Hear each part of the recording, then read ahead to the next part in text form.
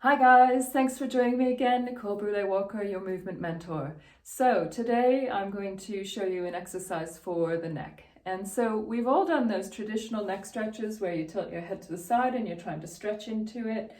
The one thing I want to say about that is that it is usually not very effective. Now, it may feel like you're getting a benefit from it, and you probably have got some sort of benefit there.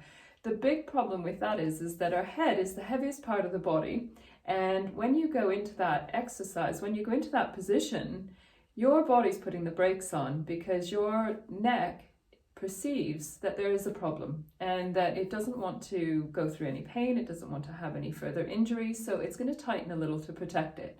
And so going into a stretch like that with the head, it's very difficult to actually get something that works for you in an efficient way. So I'm going to show you a totally different concept, and this comes from Anatomy in Motion. And one of the things that I like to work through when I'm doing it, whether it's working with the neck or otherwise, and when I'm teaching in my Pilates classes particularly, I always work on trying to stimulate a change from either end of the muscle. A lot of the muscles are quite long in our body, and really we can do things that get at them from a different direction and maybe a less painful direction. And so it just gives you that way in to getting out of pain.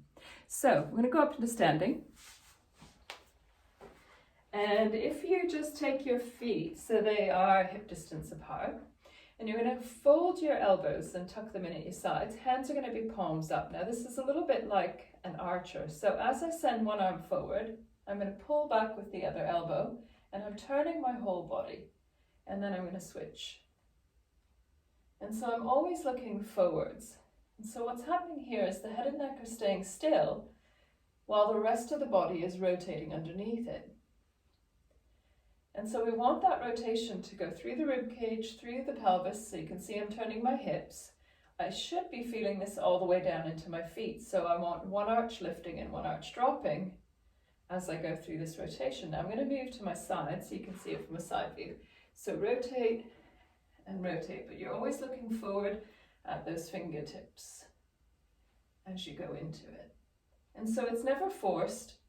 It's all about just going through the movement and trying to find what's comfortable for you. But just remember that this movement shouldn't stop at your waist. It should go all the way down into your feet.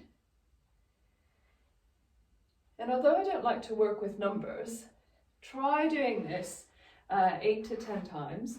And so one on each side, one going one way, one going the other, is one repetition.